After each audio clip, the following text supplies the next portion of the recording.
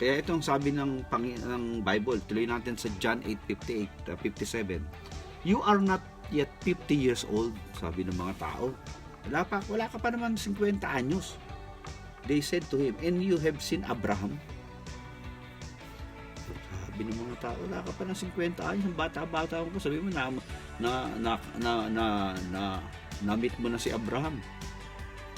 Verse 58 ng John 8. Very truly I tell you. Sabi ni Jesus, pakinggan nyo. Before Abraham was born, I am. Ayan na.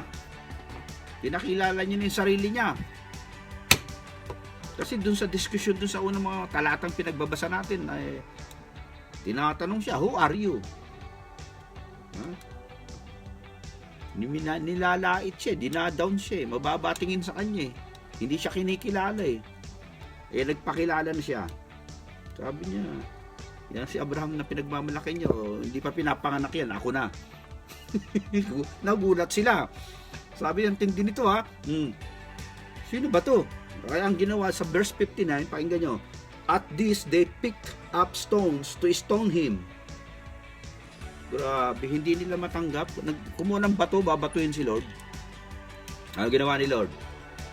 But Jesus hid himself, walk away from the temple grounds. So, nilayasan lang sila.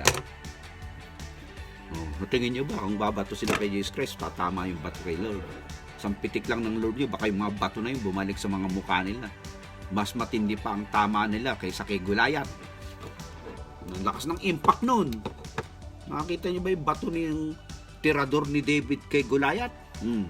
Sapul dun sa ulo, sub-sub. Pumasok pa yung bato dun sa bungo nung higante. Babatuhin nila si Lord. Lalakas ng loob, no? Yung Panginoon, babatuhin nila si Lord Jesus. They picked up stones to stone him. Kasi nga ayaw nilang kilalanin, dinadown nila. Nilalait nila. Sinisiraan nila, tinatrap nila. Masyado silang condescending, masyado silang downers. Ayan na nga yung nagpapakilala ang Panginoon. Nagtuturo ng kabutihan upang sila ay mailapit sa Ama at makilala nila ang tunay na relasyon. Hindi relihiyon, kundi relasyon nila sa Ama through Him. But the Jews, the religious leader of his time, never even have a hint of opening their spiritual eyes to just simply accept the fact that this man probably would be the Messiah. Hindi man lang binuksan yung utak Bakit? Sarado talaga Babatuhin pa si Lord. Ang ginawa ng Lord, nilayasan lang sila. Pwede naman patulan ni Lord yung mga yan Tatilingin nyo ba? Sa kapangyarihan ng Lord, mananalo yung mga yan. Bagyo nga, sumusunod kay Lord Malakas na hangin, sumusunod kay Lord. Demonyo, sumusunod kay Lord. Pati ba yung bato, hindi kaya pabalakin ni Lord yung balibagyo sa kanila yung bato na yun. At pagtatama sa mga mukha nila. Kayang gawin ni Lord yun. Powerful siya yun pero hindi ganyan si Lord. Hindi naman siya quarrelsome. Hindi siya palaaway kaya na magagawa natin sa mga taong ayaw sa inyo. Yung mga dinuduro-duro kayo, mga binubuli-buli kayo, layasan nyo na lang yan. Kaysa naman maupakan nyo pa at maitulak mo sa hagdanan, nahulog, nabagok pa ulo, napatay mo pa, nakulong ka pa. Di ba? Huwag mo nang papatulan. Layasan mo na lang. Bakit? Kasi pagka minura mo yan, pinagsabihan mo na masama, sinapak mo, di may kaso ka pa dyan, meron ka pang physical injury ka pa dyan. Huwag nyo nang deadmahin nyo na lang tulad ng ginawa ni Jesus. Iba kasi nagiinit ang ulo, sumasabay pa. Ako, natutunan ko na yan walang mangyayari. Upakan mo, wayin mo, pagsigawan mo, wala, ganun pa rin. Ikaw lang naapektuhan, tapos nasisira pa yung image mo dun sa mga tao, nasisira pa yung identity mo, wala na. Kaya gayahin na lang natin si Lord. Pwede naman yung patulan tong mga taong to Kasi kung babasahin yung John chapter 8, magmula doon sa verse 1 hanggang 57 verses na ang ano pa rin yung mga taong to, yung asar pa rin, yung masyado pa rin silang condescending. Alam mo yung condescending, para bang nang da-down sila, dinadown nila si Lord. Yun ba naman, who are you? Sinabi na nga ni Jesus Christ, hindi nga ako nagsasalita, kundi yung siyang nagsugo sa akin na sumasa akin. Wala akong sinasabi sa ganang akin, kundi ano may sinasabi niya, sinasabi ko sa inyo. Na ako nga ang tagapag pinadala ng Ama, the one sent by the Father. Ayaw pa rin, babatuhin pa siya. Sabi nung isa rito, huwag tapatan ang level ng haters. Iba ang level ng peace sa level ng trouble. O, tama.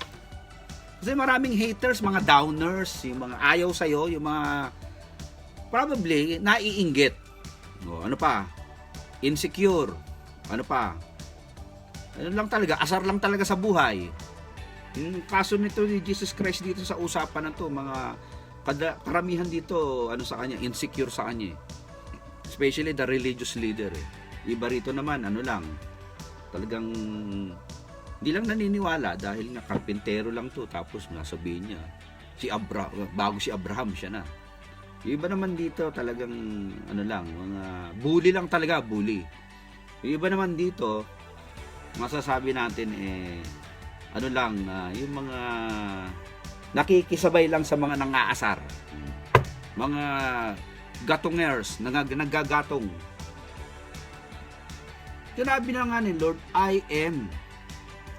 Before Abraham was I am. Ngayon, ang level kasi ng mga tao from below. Christ is from above. Now, kapatid, hindi naman sa pagiging mayabang to, no? Ha? Tayo. The moment you came to know Christ and you entrusted your entirety, whole being, including your soul and spirit, to the Creator of your soul, you are an apple of His eye.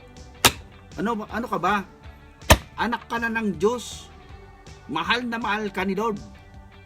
Tapos pagka na-reject ka lang, para ka nang nagnumukmuk ka na. Wala ka nang naiisipin kundi bakit ako na-reject, bakit nila ako ginanito, bakit nila ako kinatwa, bakit nila ako pinagkaisahan, bakit nila ako sinichismis. Dead man mo na lang yan, mga walang plano sa buhay mo yung mga yan.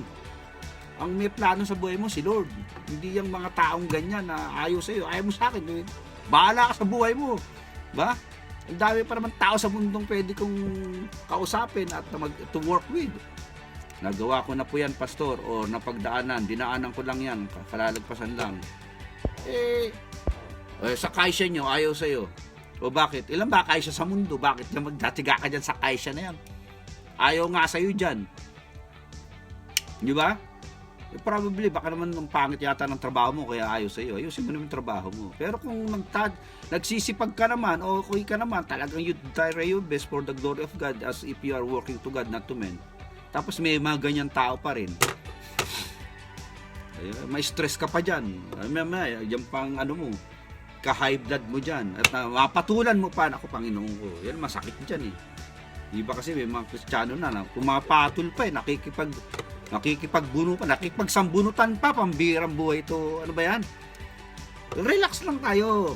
God loves you, tandaan mo yan. By the grace of God, you are able to find better place, better people, better job, and better situation.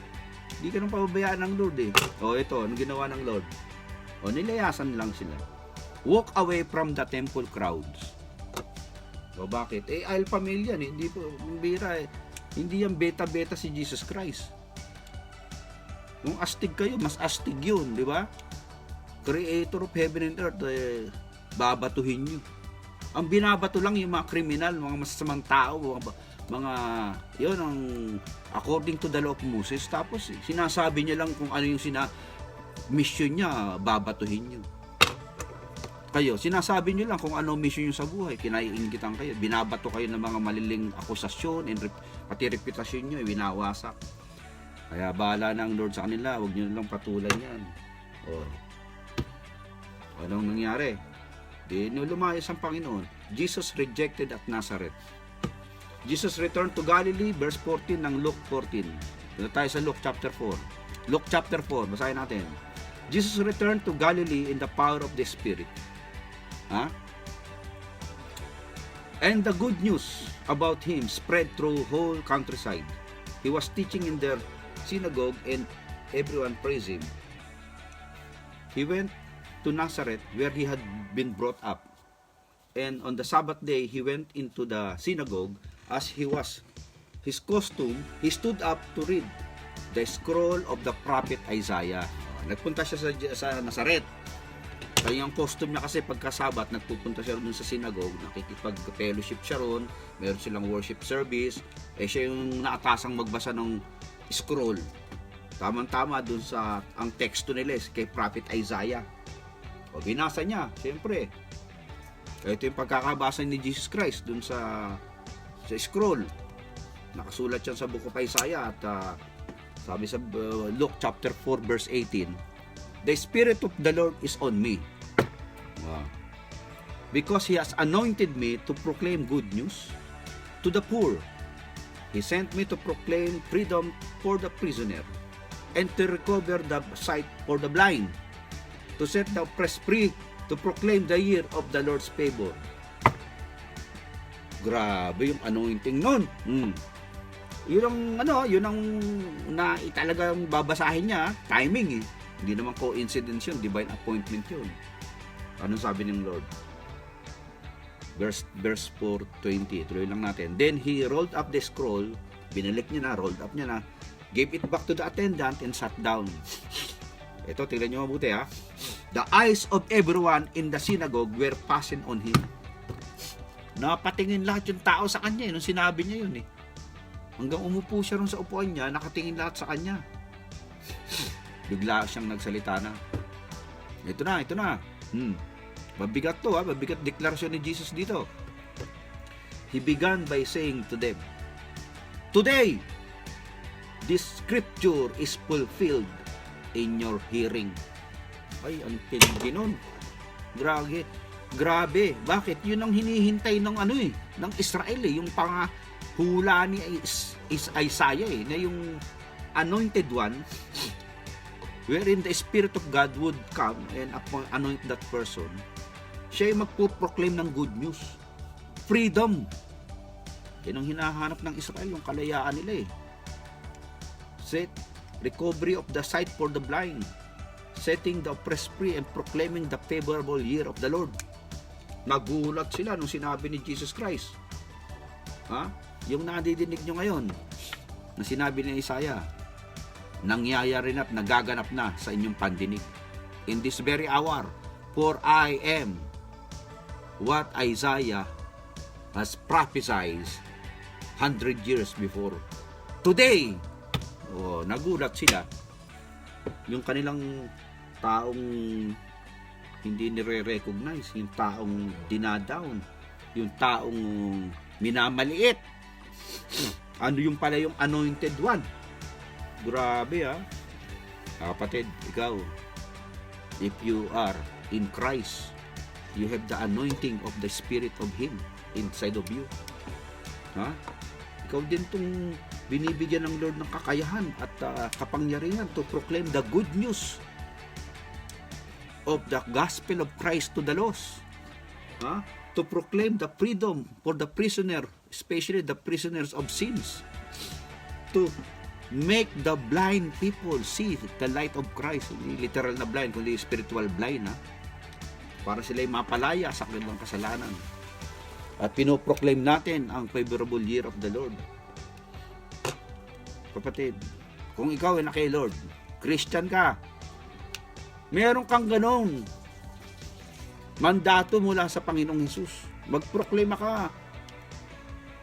Taas mo lig mo, taas mo noo mo na you are the proclaimer of the good news. You are here to proclaim the freedom for the prisoner, the recovery of the sight of the blind, and to proclaim the favorable year of the Lord. Representative ka ng langit, tapos pag inilalait ka, nagse-self-pity ka na kagad. If there